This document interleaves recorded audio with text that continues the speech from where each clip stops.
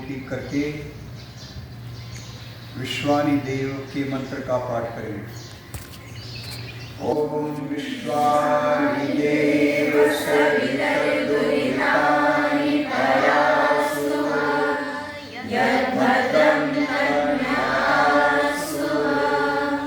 ओम शांति शांति शांति।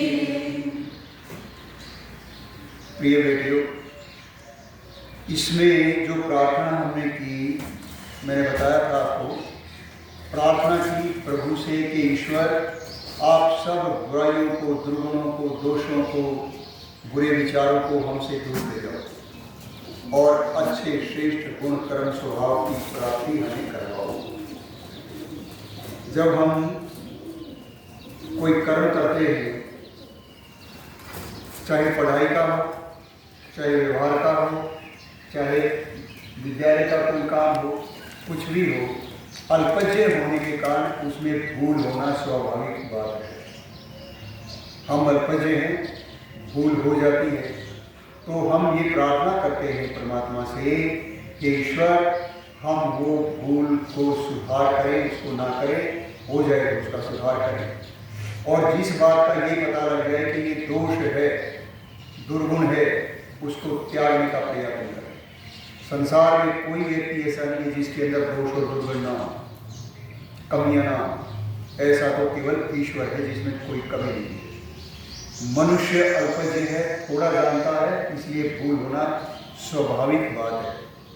फिर क्या करें, भूल अपनी गलती होगी तो कोई दोष है जीवन में, किसी ने बता दिया भाई आपको आलस्य नहीं करना चाहिए, झूठ नहीं बोलना चाहिए, चोरी नहीं करनी चाहिए, निंदा चुगली नहीं करनी चाहिए, अभक्ष्य पदार्थों का सेवन नहीं करना चाहिए, तो पता लग जाए तो छोड़ दो। और जिस बात का हमें पता लग जाए उसको कि ये गलत है तो उसको छोड़ते चले जाएं, और जो ये पता लग जाए कि ये अच्छा है उसको ग्रहण करते चले जाएं, अपनाते चले जाएं। ये तो है जीवन का उत्थान। और जिसको ये पता लग जाए, नहीं बताया किसी ने, भाई हम तो ऐसे ही करेंगे, ऐसे ही करते हैं, मेरे पिताजी ऐसे करते थे, मेरे दादाजी ऐसे करते, हमारे समाज में भी फलाने आगे समाज में वो ऐसे ही करते हैं, ये सुधार का मार्ग नहीं है। महर्षि दयानंद जी महाराज ने आर्य समाज के नियमों में लिखा कि सत्य के ग्रहण करने और असत्य के छोड़ने में रहना चाहिए। जब पता लग जाए ये ठीक नहीं था तो छोड़ो। मनुष्य का उत्थान, कल्याण इसी में है कि वो असत्य बातों को, गलत व्यवहार को, गलत वस्तु को, उसका त्याग करता चला जाए। और जो कोई बुरे लोग, बुरे विचार हमारे पास आते हैं, उनको भी हाथ जोड़ दो, भाई आपकी आवश्यकता नहीं, कहीं और चले जाओ। जब आप इस विद्यालय से, इस गुरुकुल से अपनी शिक्षा समाप्त करके समाज में जाओगे तो तुम्हें बहुत सी कठिनाइयों का सामना करना पड़ेगा। आपको ये देखना पड़ेगा, अरे गुरुकुल में तो हम इतनी जल्दी उठते थे, 4 बजे उठ जाते थे पढ़ाते था, यहाँ तो लोग 10 बजे तक सोए पड़े थे, क्या करें। हम तो वहाँ भोजन समय पे करते थे, यहाँ तो खाने का कोई समय नहीं। हम तो सब काम समय पे करते थे, यहाँ तो समय पे कोई काम ही नहीं होता। सब व्यवस्था हम बना के रखते थे, सफाई रखते थे, यहाँ तो गंदगी बहुत फैली हुई है, लोग पता नहीं कैसे जीवन बिताते हैं। तो ये सुधार की प्रक्रिया निरंतर हमारे जीवन में चलती रहनी चाहिए। उनको भी हम बताएं कि भाई देखो ये दोष है, इसको छोड़ देना चाहिए, इसके स्थान पे जो अच्छे गुण हैं, अच्छे कर्म, उनको बनाना चाहिए। अब हमारे देश में जब मोदी जी प्रधानमंत्री आए तो उन्होंने कहा भाई हम सफाई रखेंगे, हमारे देश में गंदगी बहुत फैली हुई है, सफाई रखनी चाहिए। रेलवे स्टेशन पे जाओ गंदगी के ढेर, बस स्टैंड पे जाओ ढेर है गंदगी, बाजारों में जाओ तो ढेर है। कितने उनको वो बात शुरू हुई थी 2015 में शायद ये उन्होंने सफाई अभियान शुरू करा था, जहाँ तक मुझे याद है, या 2013 में हो गया, 13-14 की है, 14 में तो सरकार आई नहीं थी, 15 की बात। तो लोगों को परेशानी होगी। अब आदत तो बनी हुई है कूड़ा इधर उधर फेंकने की, अब कह दिया सफाई करनी है तो बड़ा टेढ़ा काम है। स्टेशन पे बैठा है, रेलवे स्टेशन पे बैठे और इधर चाय पी, पकौड़े खाए, वो प्लेट वो सारी चटनी की और इधर उधर उठा के फेंक, और का परिणाम क्या हुआ? सब जगह गंदगी गंदगी गंदगी गंदगी पे। और कोई सुधार करने को कहे तो वो अच्छा नहीं लगता, आदत खराब होगी। तो ये आदतें सुधारने की हैं, ये आदतें बदलने की हैं। जब ये पता लग जाए कि भी देखो साफ सुथरा स्थान सबको अच्छा लगता है ना, और गंदगी फैली हुई किसी को अच्छी नहीं। तो गंदगी फैलाता कौन है? पशु पक्षी फैलाते हैं कि मनुष्य? अच्छा एक बात बताओ भाई, 1,00,000 कौवे किसी एक स्थान पर इकट्ठी करो, बांध दो, ठीक है, मेला लग गया, 1,00,000 कौवे आ गई, तो वो वहां पे भोजन भी करेगी, मल मूत्र अपने गोबर भी करेगी, पेशाब भी करेगी, सब करेगी। तो उनके गोबर से मूत्र से कोई दुर्गंध कोई बीमारी फैलने का भय है क्या? नहीं, बिल्कुल नहीं है। और 1,00,000 मनुष्य एक स्थान पे इकट्ठे कर दो,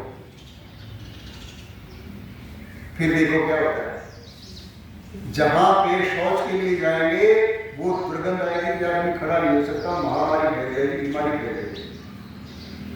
गंदगी पशु पक्षी नहीं फैला, मनुष्य फैला, सब काम इन्होंने बिगाड़ा। पशु पक्षी अपना काम नियम में करते हैं, नियम में बंधेंगे, समय पे खाएंगे, समय पे सोएंगे, समय पे जागेंगे, लेकिन मनुष्य का कोई नियम नहीं है। और सब उसमें उसको कहा सब प्राणियों में श्रेष्ठ है। तो श्रेष्ठ कैसे है? सब प्राणियों में मनुष्य श्रेष्ठ कैसे है? तो कहेंगे इसके बाद बुद्धि है। अरे भाई बुद्धि से श्रेष्ठ नहीं है, कर्मों से श्रेष्ठ होता है। बुद्धि तो आतंकवादियों के पास भी है, उग्रवादियों के पास बुद्धि है कि नहीं है? है ना? और काम कैसे करते हैं? चोर के, डाकू के, लुटेरे के पास बुद्धि है कि नहीं है? जो रिश्वत खाते हैं, सरकार में बड़े बड़े पदों पे बैठे हैं और रिश्वत खाते हैं, रिश्वत खाए बिना कोई काम नहीं करते, तो वो रिश्वत का काम बुद्धि से करते हैं कि बिना बुद्धि से? बुद्धि से। तो काम करना चाहिए? नहीं करना चाहिए, पर करते हैं। तो मनुष्य अपनी बुद्धि के कारण श्रेष्ठ नहीं है। बुद्धि तो पशु पक्षियों के पास मनुष्य से ज्यादा है। कैसे भाई? हमने अपने घर में एक डब्बे में नमक रखा था, स्टील का डब्बा था, एक में चीनी रखी थी, एक में और मसाले रखे थे छोटे छोटे डब्बों में। तो काम करने वाले को ये असुविधा ना हो कि इसमें क्या है, उसने उन ढक्कनों के ऊपर नाम लिख दिया, ये चीनी का है, नमक का है, दाल का है, ये चाय का है, ये इसका है, इसका।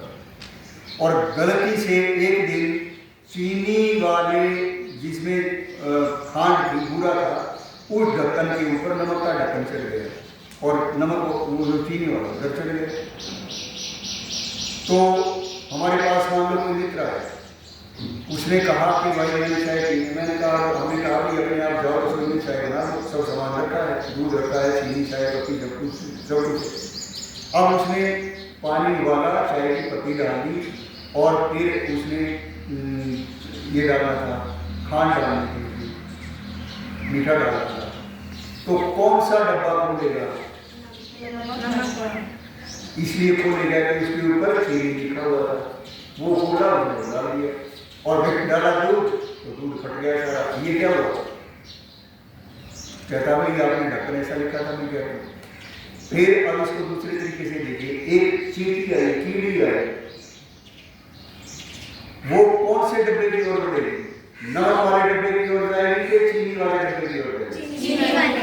तो बुद्धि से जाएगी कि बिना बुद्धि के जाएगी? बुद्धि से। तो पता लगा कि कीड़ी के पास मनुष्य से ज्यादा सूक्ष्म बुद्धि है, वो गलती नहीं खाती, उसने पढ़ के थोड़ी जाना है। वो उसको परमात्मा ने ऐसी शक्ति दी है कि उसमें वो फेल नहीं हो सकती, वो अपनी बुद्धि का ठीक प्रयोग करे, उसको भूल नहीं लग सकती। तो सारे काम मनुष्य के जो करता है उसमें भूल होने की संभावना रहती है।